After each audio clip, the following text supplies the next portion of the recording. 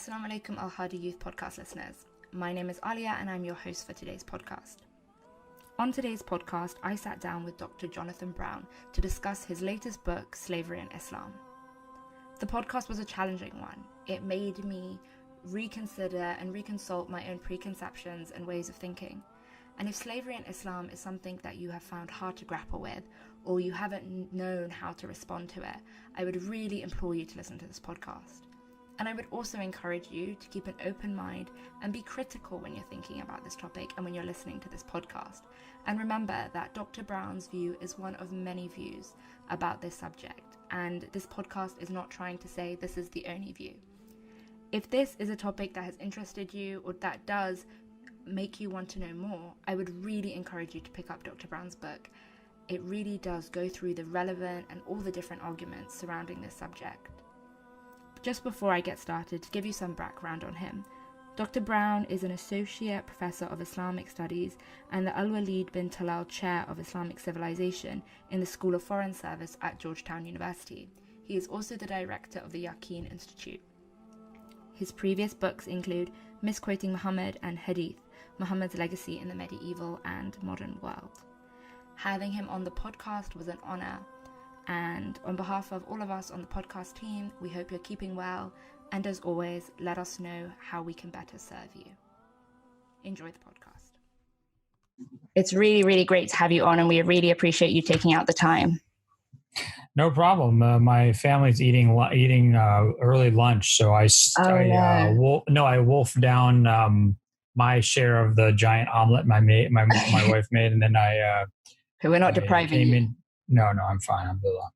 How have you been finding the past few months in lockdown? I mean, look, I know it's really bad for people in the world and the economies are just devastated and stuff, but for me, it's like my ideal lifestyle, staying home. This is how I would like to live my life, and just stay home and never leave. Yeah. It's fun to be with my family. I think my kids are having a lot of fun. We watch movies, watch Kung Fu movies. Watched lots of movies that I watched when I was a kid. We watched Back to the Future series last weekend. So wow, I don't know. I had to pick a movie for today. Oh, what's today's? I don't know. I have to go and look through what's available. Oh, great. So we're really excited to speak to you about slavery and Islam, especially in light of current events. And it really feels like this is a timely moment to be having this conversation. I know on both sides of the Atlantic, it kind of seems that there's a wider conversation happening about slavery and the legacies it has on our societies. In the UK, actually, this weekend, we have protesters gathering around slave trader statues to protect them, and then protesters on the other side trying to take them down.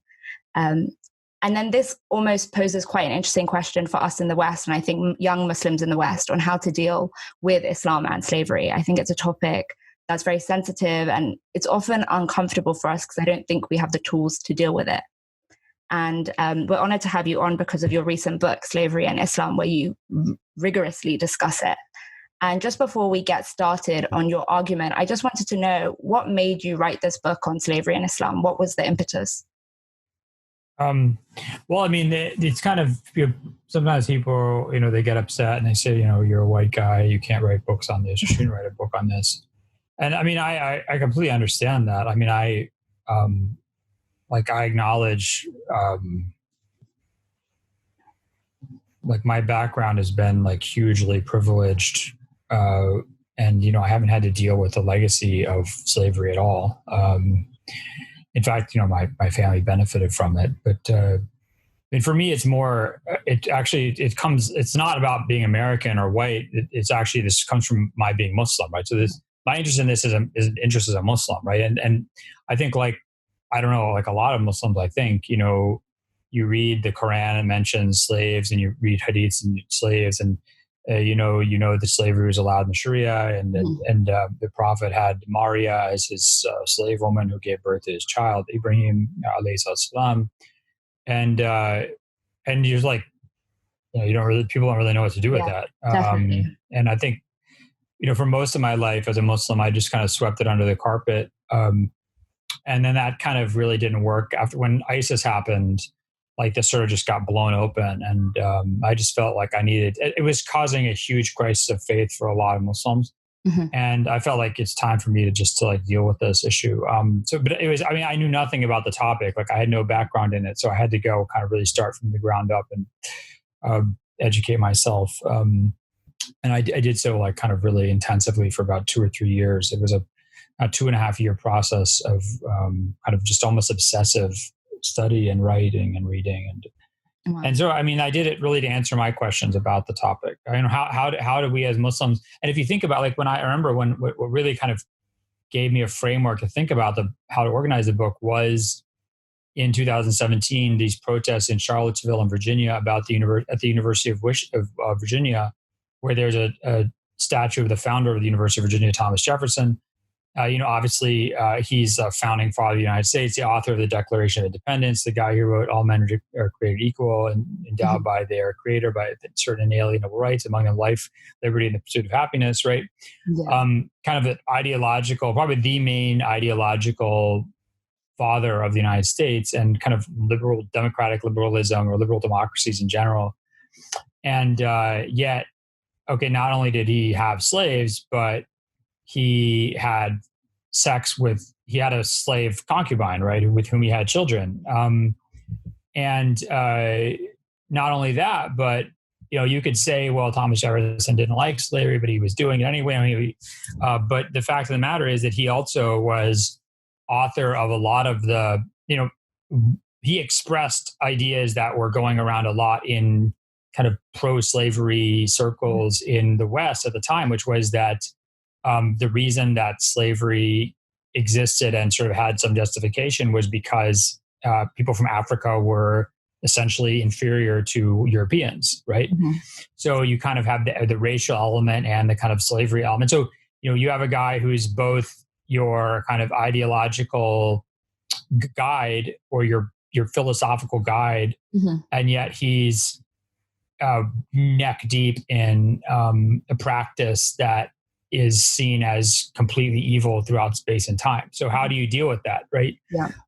And so, you know, the protesters were like, we want this statue taken down, and because this guy was involved in slavery, and therefore he's sort of unfit to be have any role in American public life, certainly a role in leadership.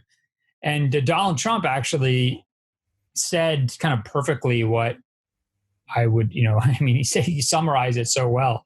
He said, you know, George Washington's a slave owner. Are you going to take down statues of George Washington? You know, so like half the stuff in America is named after George Washington, right? Yeah. So, you know, the answer to Donald Trump's question was it was a rhetorical question. The answer is no. You're obviously not going to.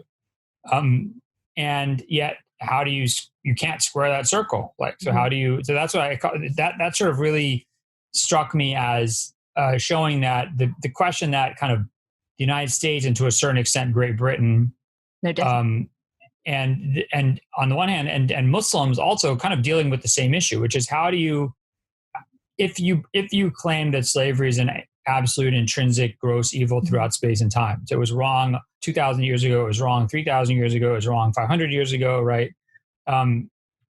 If you think that slavery is a gross intrinsic evil throughout space and time, and that anyone involved in it sort of loses any right to any moral leadership, then how do you explain the fact that the figures to whom you look to moral leadership were involved in the slave trade or were involved in slavery in one way or the other? And then you add to that the fact that, and a lot of people don't know this, every single major religion and every single philosophical tradition either defended, condoned, accepted, tolerated slavery up until the late 1600s. Yeah. At the earliest, and really through the 1800s for a lot of them, and into the 1900s for a lot of them, right? So you can imagine, like, if you're going to say we're going to kind of tear down the heritage of humanity that defended or accepted slavery, you basically have to go to kind of the human heritage and just rip out everything before let's just say 1700 and just throw it away. Yeah, it's uncomfortable to even think about it. Yeah, because I mean, you name the person. Aristotle, slavery is natural. Plato, slavery is natural. Cicero, slavery is natural. St. Augustine, slavery is natural. Thomas Aquinas, slavery is natural, right? Jesus, St. Paul, right? So St. Paul says Jesus said, slaves should obey their masters with fear and trembling as if they would obey Christ. Um, Old Testament slaves in the Israelites had slaves, took slaves. Even they had debt slaves amongst themselves, which is unusual. Usually slavery is done, you do to like the out group, not to the in group, right? Buddhist tradition, Hindu tradition, etc. You just go on and on. So there's no,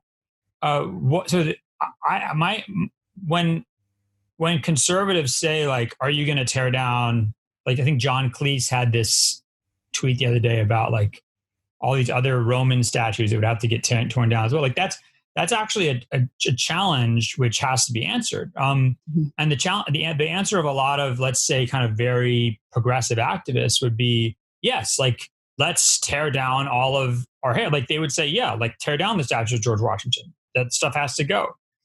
But for I think a lot of people in the world, and certainly people who kind of have a belief in a revealed tradition, like Muslims do, or even like Christians and Jews do, and as far as I know, if they were going to be consistent, you have to answer how you explain the fact that the prophet. I mean, yes, the prophet freed all his slaves, but he had them, right? So, and my answer to, and a lot of Muslims really like to get on board the kind of abolitionist, kind of modern progressivist bandwagon, so to speak, and just sort of.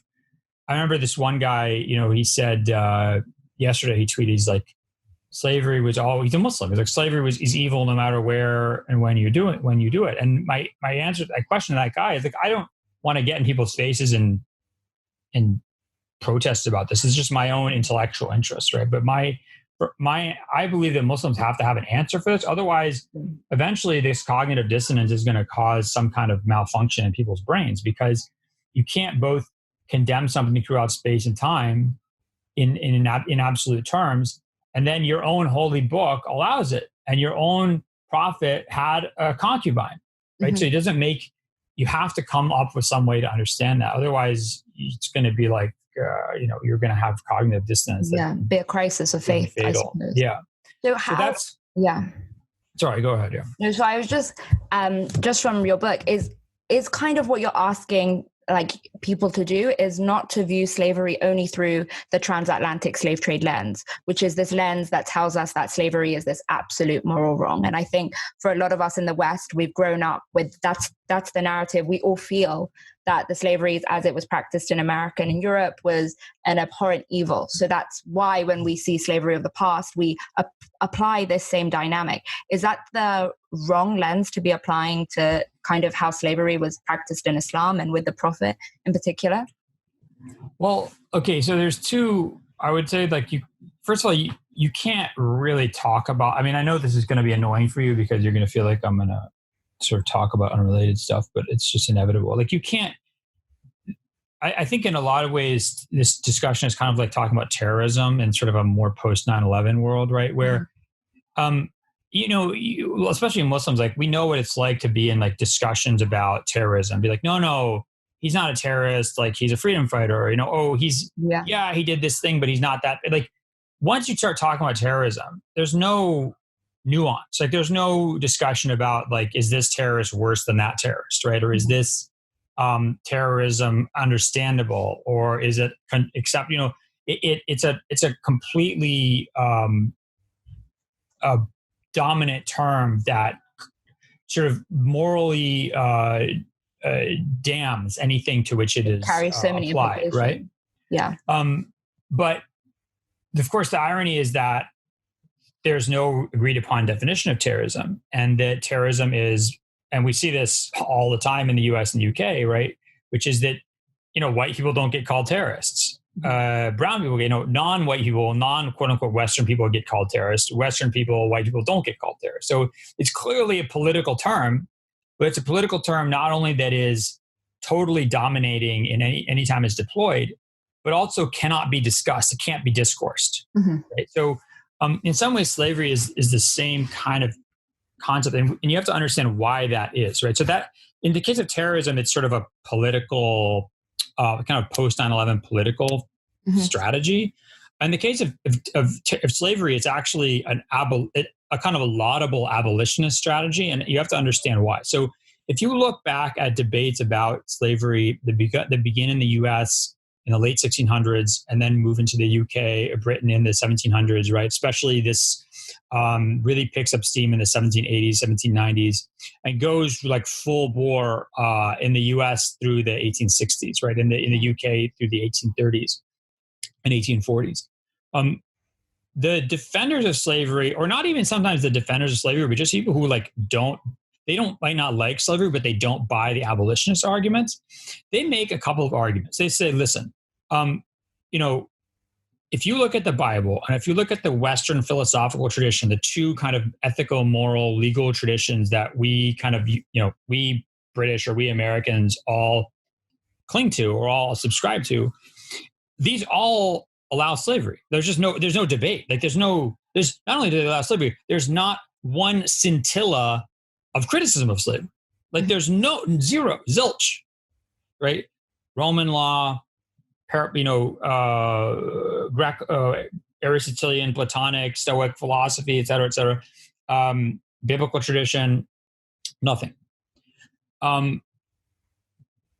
Now, that's the first thing they say. The second thing they say is, look, okay, abolitionists, we acknowledge that there's some bad slavery. Okay, look, some people are really nasty to their slaves, and that's unacceptable.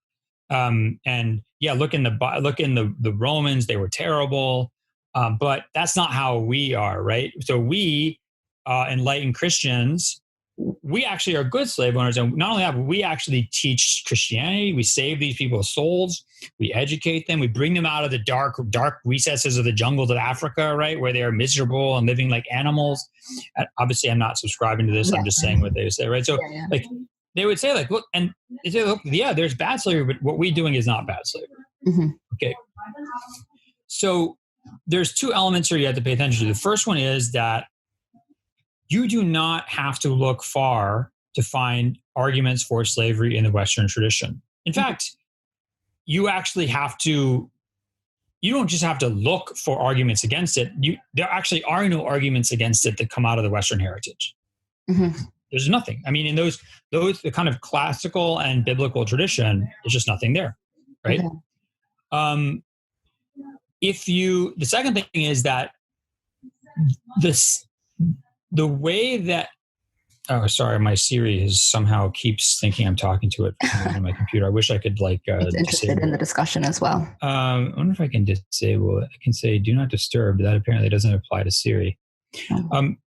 So the way that abolitionist discourse deals with this, okay. One other thing I would say is important to remember is that another response, especially when you get into like the 1830s, 40s, and 50s by defenders of slavery, is they'll say like to Northern abolitionists, they say, you guys are full of it. Okay. You say that slavery is evil. I've seen the way your industrial workers are treated. Mm-hmm. Okay. And I don't see why I have these slaves, they're cared for, they have food, they have homes, they have their families. You guys have these kids working in these factories until they die, and then they live in the poorhouse. And how is that any better? Mm-hmm. So this leads to a couple of features in abolitionist discourse. Abolitionist discourse shifts to counter these arguments. Yeah. And by the way, a lot of this is you see in the British Empire, right? So even after the slave trade ends in 1807, after slavery is abolished in the British Empire, mostly in 1830, 1833, actually places like India and the East India Company essentially gets a pass because what do they say? They say slavery in India is not like slavery in the West. Mm-hmm. It's not like it's more like, they're part of their family and stuff like that. It's just not that bad. Okay. So what abolitionists see is that these arguments are being used not only to defend slavery, but they're actually successfully being used to delay or counter abolitionist successes. Mm-hmm. So the abolitionist argument shifts to basically say it doesn't matter what the justifications are in the Western classical tradition, right? The biblical, and it's important to remember that abolitionism is first and foremost a Christian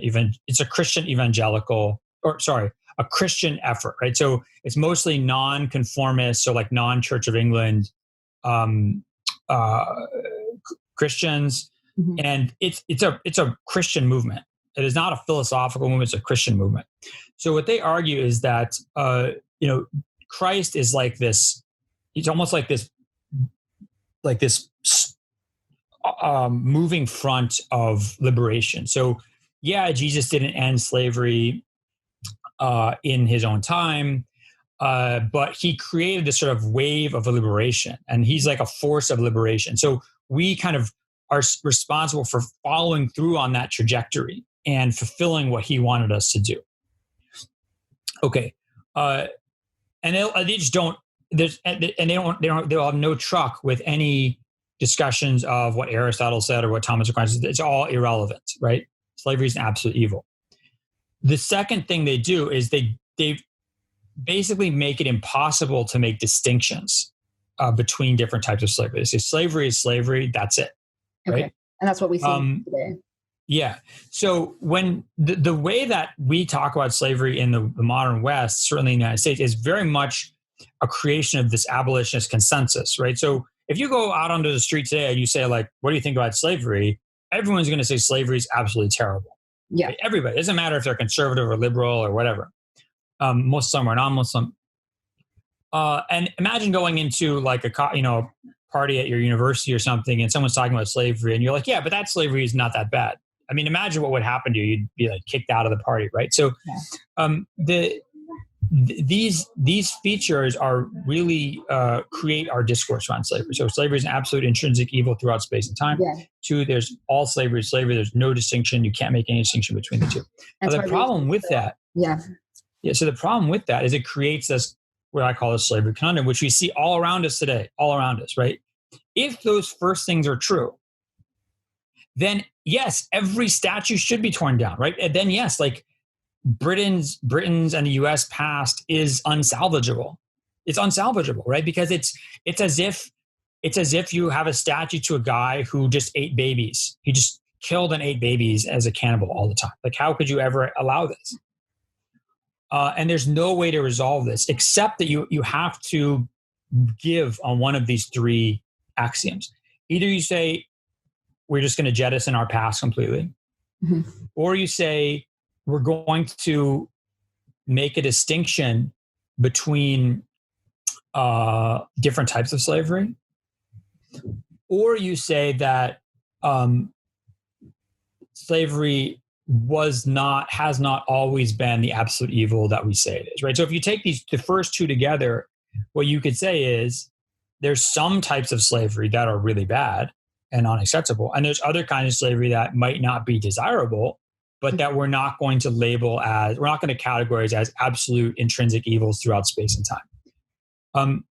Now, the reason like even me saying that right now, I mean, you can imagine just trying to say that. I mean, you would be pilloried, right? So that's how tense this discussion is. And okay, so I would bring up one more point before, maybe you have a question or something, but what's very interesting is that the slave defenders of slavery respond to the abolitionist argument that I just made in a way that is, I think, really it raises a huge problem, right? So what they say is, okay, abolitionist, you're telling me slavery is a gross intrinsic evil throughout space and time. It was always evil. Okay. If it was evil throughout space and time, why did God ever allow it? So you tell me what Jesus came and replaces the Old Testament with the New Testament. Why would God have allowed it in the Old Testament if it was evil? Here's another thing. You say, abolitionists, you say Jesus didn't get rid of it because he wasn't able to, or it would have caused too much controversy. Really? Like, so you're telling me Jesus, the Son of God on earth, didn't have the courage to just say, hey, slavery is wrong? Like, imagine this. Okay, let's say Jesus couldn't get rid of it. He couldn't just say, this is a bad thing, don't do it. Yeah, because why didn't he say that? So many other things. Yeah, why didn't he say that? Like, it's so easy. And there's no response to this. There's no, there is no response to this, because the only way to respond is either to say that, okay, well, slavery in the Old Testament at that time was not wrong, or to say that the slavery practiced by the Israelites in the Old Testament that God allowed was not as bad as other slavery. So you have to compromise on one of the first two axioms. So this is why the issue to discussion around it is so difficult and so tense. I mean, that said, of course, there's the issue of the actual legacy of slavery. So in the United States, maybe to a lesser extent in Britain, but certainly in the United States, like, it's tense because, I mean, it's essentially still with us. Right? Yes. It's just slavery by other means, right? That's like, let's put that aside as like a social, very important social issue, but that's just a different discussion, right? So, but from a theoretical sense, the reason why it's so tense is that if you have a discussion about this, the second you start to talk about it, you will start to scratch at these consensus and show that it's actually paper thin theoretically. It's paper thin. And that's why even slavery studies is very, so it's interesting. Like there's a couple of issues. Most issues, kind of progressive liberal orthodoxy and academic scholarship are sort of on the same step. They're sort of on the same page, right? In terms of economics, in terms of politics, in terms of religion, right? There's two areas where you see that, like, the academic consensus is almost the opposite of the popular kind of intellectual consensus. Okay. And that's on issues of sexuality and issues of slavery. So in slavery studies, like, of course there's different kinds of slavery. Of course there's different, like, it's not debated, it's obvious. But that doesn't work in popular discourse. So slavery studies itself is dangerous because it starts to pull at the same threads that abolitionists did so much work to kind of bury and try and kind of hide. So when we look at slavery from an Islamic perspective, are you suggesting that we think about the slavery that we saw perhaps in the Prophet's time? Are you suggesting that it was a different form of slavery? It wasn't the same absolute evil as perhaps the American slavery because it was different? Or what, those two axioms that you pointed out, which one do we rely on? Okay. So, I mean, I think I would actually, again, start at a more basic starting point, right? Mm-hmm. Which is to say,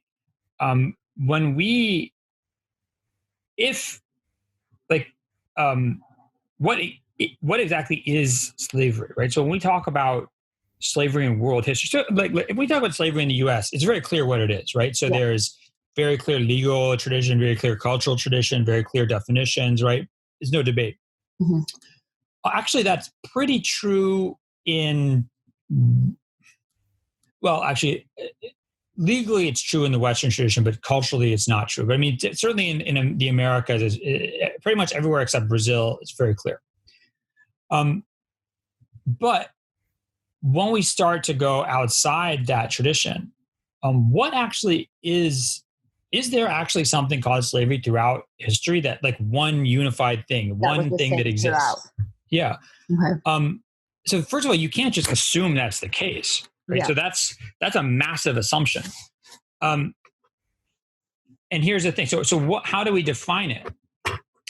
What you see is there's a huge debate in slavery studies about how you actually define slavery.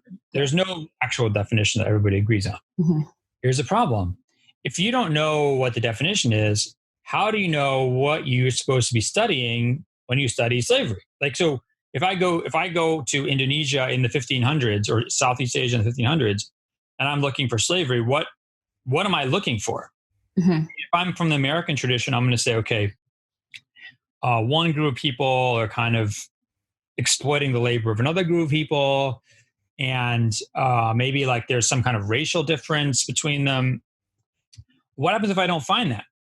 Or what happens if I find something that looks like that, and then they say, no, we're just like their clients. Like, we're not slaves. We're like part of their household, and we're gonna, will be free after 5 or 6 years. Actually, in Southeast Asia, we don't even have a word for free. So like in Southeast Asian languages, up until like the late 19th century, they don't even have words that correspond to like free and slave. There's lots of different rungs, right? Mm-hmm. It's more like a web of dependency. So colonial officials, British and Dutch colonial officials in the 1600s, 1700s, 1800s, in like what's now Malaysia and Indonesia, they actually, in order to talk about slaves, they have to shoehorn 5 or 6 different social categories into what they just call slaves, right? So, and that caused a lot of problems because people in that area are like, no, we're not slaves. We're like indebted laborers. And if you try and ban this practice, like this is really important for our economy. And everybody's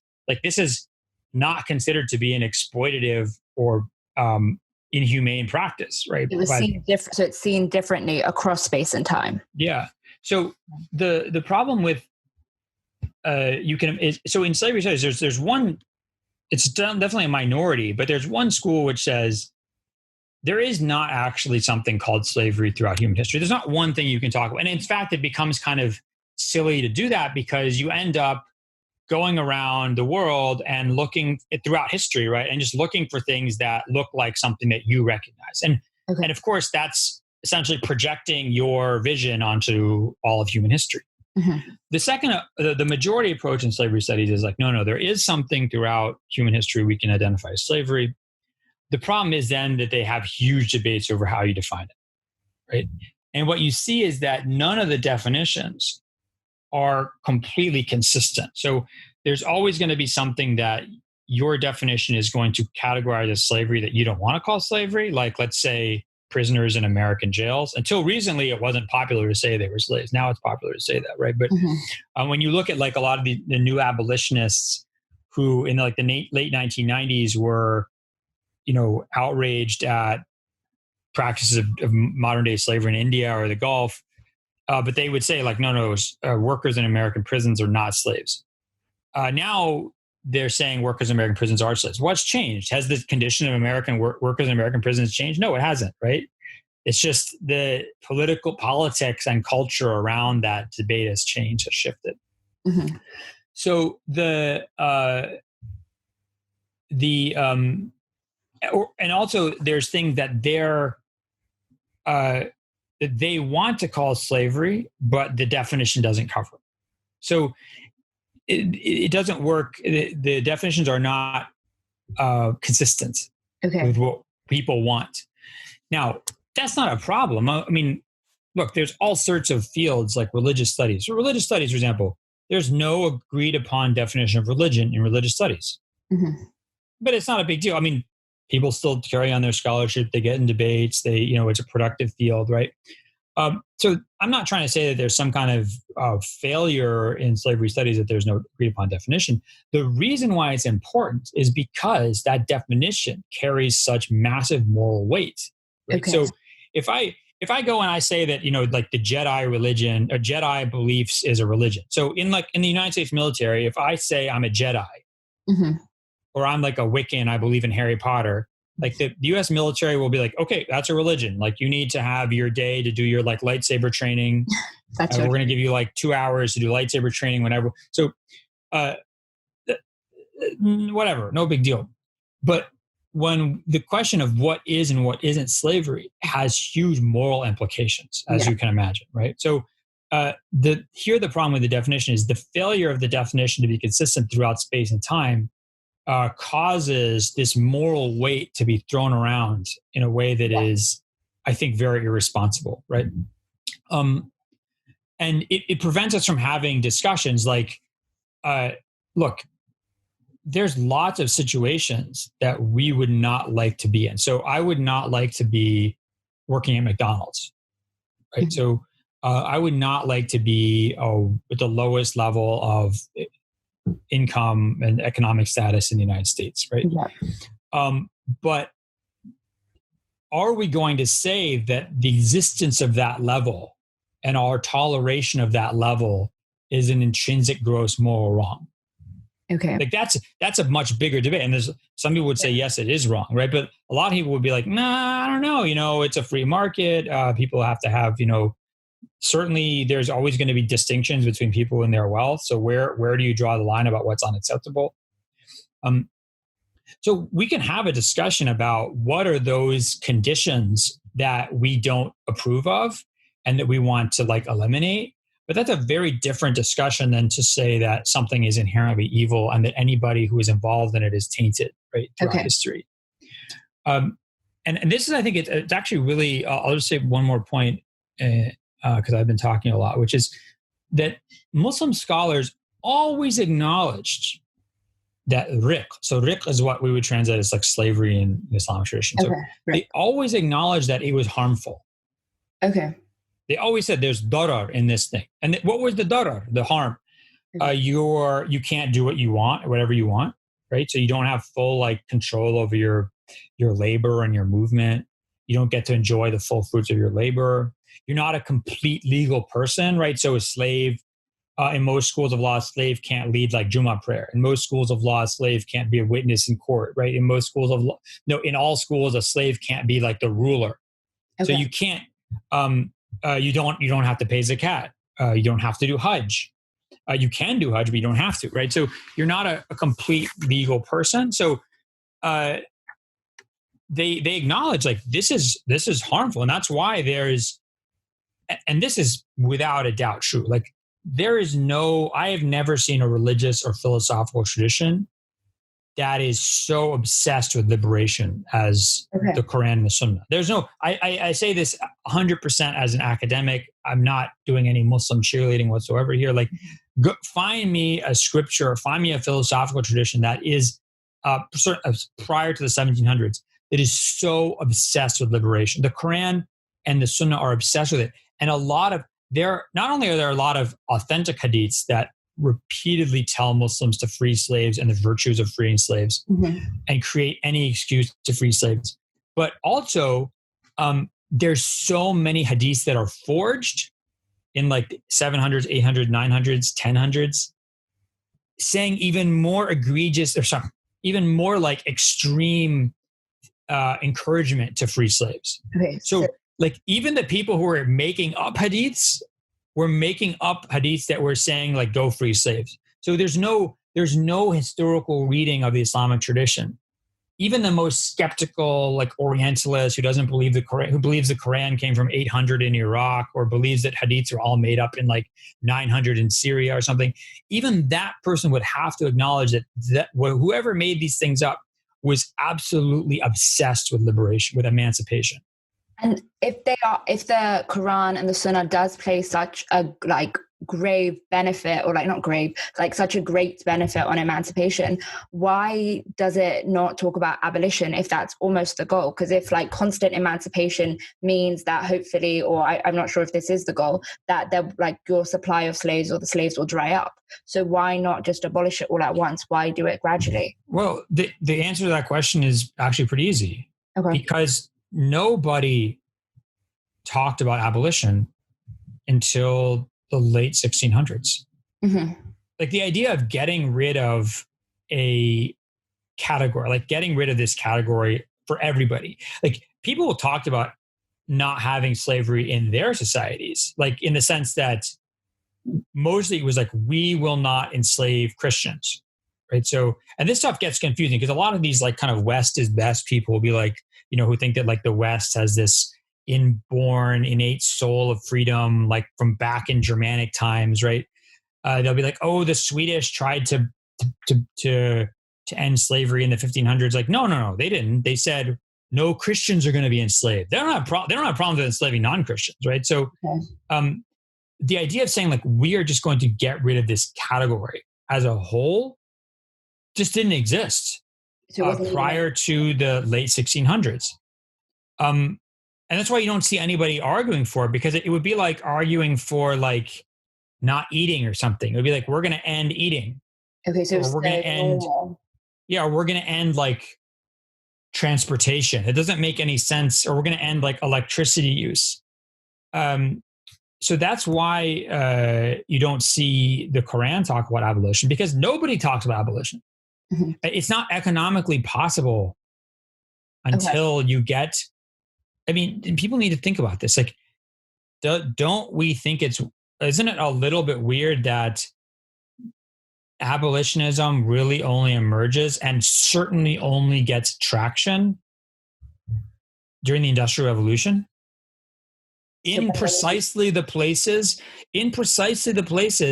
that industrialized first and achieved new levels of wealth without the use of slaves? Northern United States and Britain. Yeah. Right? And isn't it weird that the people who are the most attached to slavery morally, right, who put up the biggest moral defenses, are the people who have the biggest economic benefit from it, namely the Southern United States. So, like climate change now, and like the West being like, stop using fossil fuels. So we try to make it about this, like, I call it the moral awakening argument, that, like, humanity is sort of like, I don't know, asleep, and then somehow they just wake up. They're like, oh my God, slavery is wrong. And Jesus, Aristotle, Buddha, Moses, the Prophet Muhammad, Plato, Confucius. You can just go, all these people they didn't get it. Okay. For some reason, they didn't get it. And then suddenly, in like the late 1600s, early 1700s, a bunch of people were like, oh my God, this is wrong. Like that, does that actually make any sense? Yeah. And then you combine that with the fact that it just happens to be transpiring in places that had unprecedented levels of wealth accumulated without use of slavery. We're going through industrialization. So I think that's really important to keep in mind. Now, I'll just say, I want to make this point because I want to make sure I don't forget to say it, right? So someone might say, like, Professor Brown, okay, what you're telling me is that kind of abolitionism and the victory of abolitionism and the kind of arguments against slavery are essentially economic arguments. Yeah. But I don't feel that. So, like, look, I'm Muslim, okay? But if you're Muslim, so if somebody says, like, oh, here's a slave, or like, let's have a slave auction, you're not going to be like, oh, yeah, my objections are like economic, so I can intellectually understand why we shouldn't object to it. No, you're going to have a feeling in your gut. You're going to feel sick to your stomach. Like if you watch 12 Years a Slave, or, I mean, you feel like revolted. I mean, you're crying. Like when you watch Amistad and the guy's like, give us free. Like everyone in the audience is crying, Muslims included, right? So, Professor Brown, like, that's not economic. That's more like this is not just moral. This is like deep in my gut. I know this is wrong. And here's what we have to keep in mind, right? So two things. One, yes, we do think it's wrong, right? But it's important to remember that there's different kinds of wrong, right? So there's different sort of ontological natures of moral wrong. So saying something is wrong throughout space and time is very different than saying something is wrong today or in a certain circumstance. So if I say, like, if I go tell my wife, like, listen, you need to make the food and clean the house, and I'm going to go out and like play backgammon with my friends at a shisha cafe. My wife's going to be like, that's ridiculous. And you're an idiot and you're a horrible husband. And she's going to take me to court and get a divorce from me. And the judge is going to be like, yeah, you're a terrible husband. Okay. But there could be other societies where that's totally normal because the husband does a bunch of other stuff. And like, they just have different understandings of how marital obligations are divided. Marital duties and obligations are divided, right? If I go to a restaurant, if you come to a restaurant, I don't know how this works in the UK. I can never remember this. But if you come to a restaurant in the US and you pay and you don't leave 15 to 20% tip, especially for like a big meal, the waiters will literally like follow you out of the restaurant and be like, what the hell happened? Yeah. Okay. And if I see you not doing that and I don't know you're from another country, I'm be like, that person's you're a bad person. Yeah. Okay. So like clearly there's just different things that we really believe are wrong. And an example I love to use is the example of dog meat eating in China. So in southern China, actually just recently, China passed a law against this, but until recently and for thousands of years, dog has been a small but consistent part of like southern Chinese diet. So there's like dog meat restaurants. If you bring a plate of dog meat to American, not only are they going to be like morally disgusted. They're going to be physically / morally disgusted. They're going to throw up and they're going to be outraged. Mm-hmm. But there's other people who are just as smart and just as sensible and just as morally mature as that person who lives in southern China. And they're going to say, like, what's the big deal? So just the degree of our kind of natural revulsion of something, the degree of that does not indicate a universal moral state, right? So just because we feel something in our gut is wrong doesn't mean that that thing is actually wrong for all human beings through all space and time. It means it's wrong in our society. And it's important. And this is also something that really, I think is useful to keep in mind. The fact that the Quran doesn't abolish slavery, as I said before, is not a failing, because that would be like the Quran abolishing like air travel. Mm-hmm. I mean, they'd be like, you should not travel by airplanes. That was like the equivalent of, or you should not own any livestock. That's probably a better example. No one can own or use any animals. It would make no sense at all. Mm-hmm. People would be unable to live, right? Yeah. But what the Quran does do, and the Sunnah does do, and this is not debatable, is they set they create a mandate for emancipation that is not negotiable, right? And if you say, look, if one of and going back to when Muslims first really start discussing things like the aims of the Sharia, maqasid al-Sharia, they will identify emancipation as one of the aims of the Sharia. Mm-hmm. So if we are now in a situation where we can economically, we do not need slavery, we can get rid of it.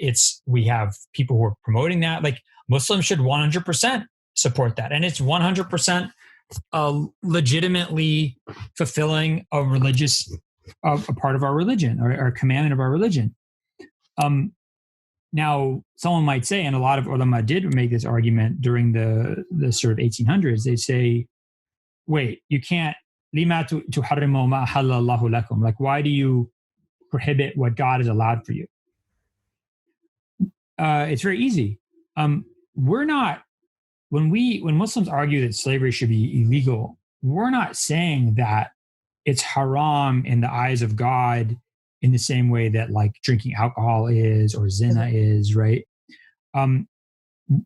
We're essentially saying, as a matter of policy, we want to have this law to promote a name of the Sharia. In the Sharia, you don't have to have slaves. You're not even encouraged to have slaves, right? So it's the same as essentially saying, like, okay, we're going to drive on the right side of the road, or in your case, the left side of the road, in order to prevent accidents. So the government, a Muslim government or any government, can say this. Like, God never said in the Quran and the Sunnah that you have to drive on the right side of the road, or that it's haram to drive on the left side of the road. But this is not understood as like prohibiting what God has allowed. This is understood as an exercise of the ruler's administrative prerogative to promote aims of the Sharia and to promote benefit in the Muslim community. So when Muslim governments start to prohibit slavery and then to make it illegal, they're acting under the completely justifiable and legitimate right of Muslim states to pass laws that restrict Muslim actions in a way that promotes the aims of the Sharia. So I have a question. When you were saying that Islam, like emancipation, again, it was like the best thing to do. What was the impetus then driving this emancipatory feeling within the Islamic tradition? Why is that? I think there's a couple of reasons. One is that there's, again, like Muslim scholars always recognize slavery is harm. Like, there is harm in this. Like, people are being harmed. Okay, well, why do they allow it?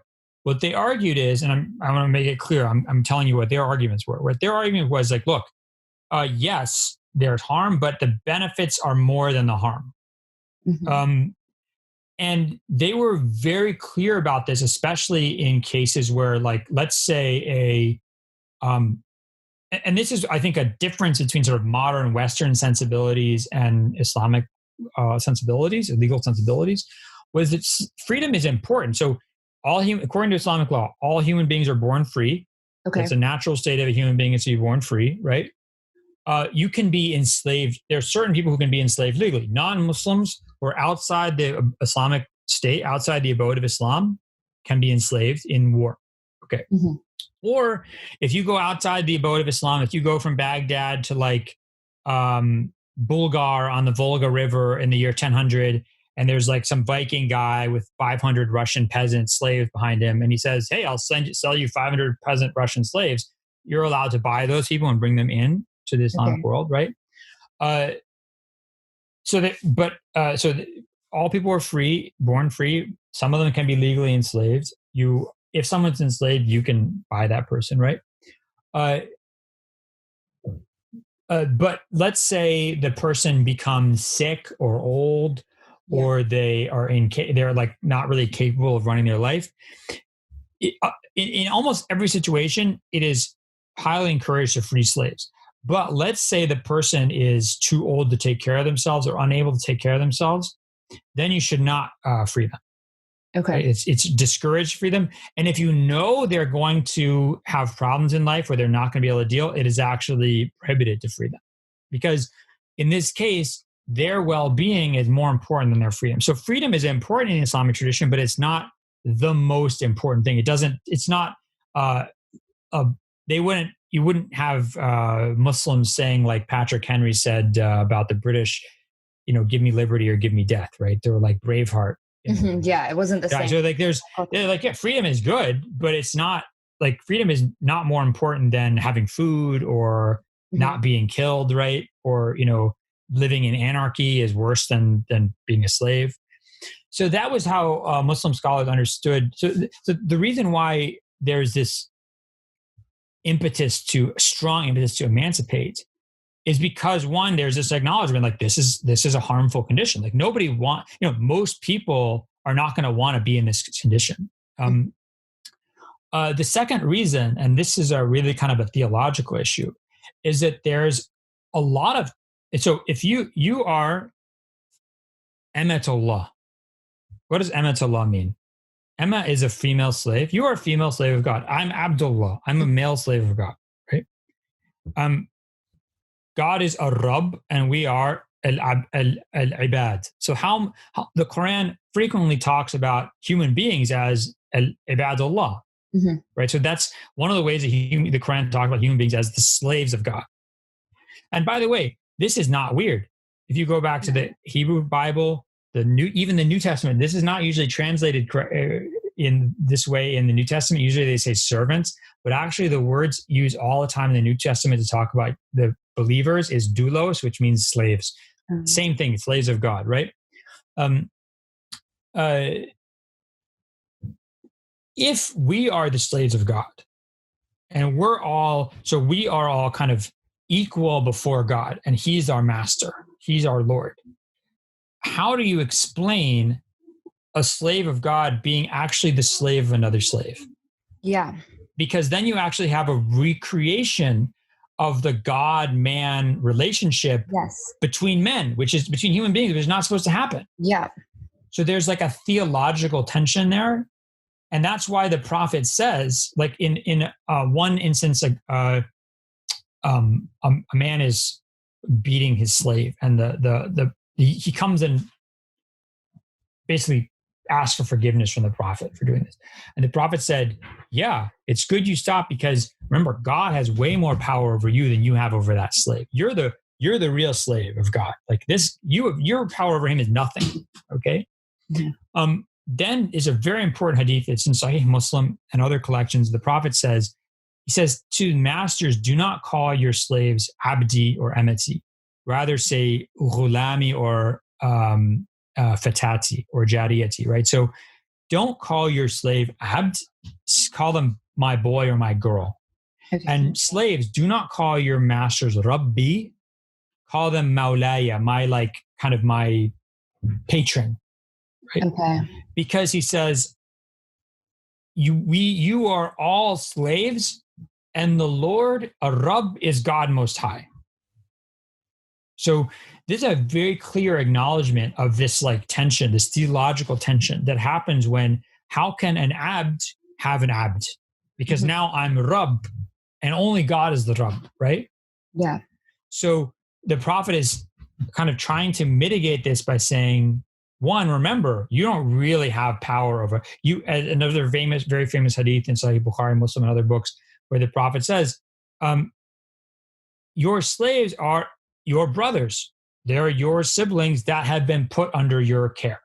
Okay, so feed them from your food, give them the same dress you have, and don't overburden them with work. And if you give them too much work, you have to help them with the work, right? So there's this same idea that, remember, you don't really have any control over these people. You are essentially like in a almost like managerial position over them, and you have to take care of them.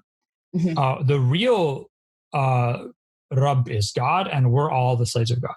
So I think that's also one of the reasons you see such a strong impetus in the Quran, in the Sunnah of the Prophet to emancipate, is because there's something fundamentally uncomfortable about the slave-master relationship in a monotheistic tradition.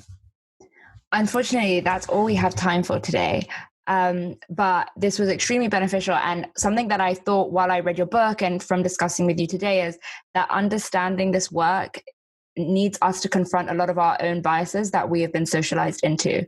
So our own frameworks that we think are like moral norms or like these overarching academic frameworks that we're taught about, that we're taught this is the norm, this is your way you should think.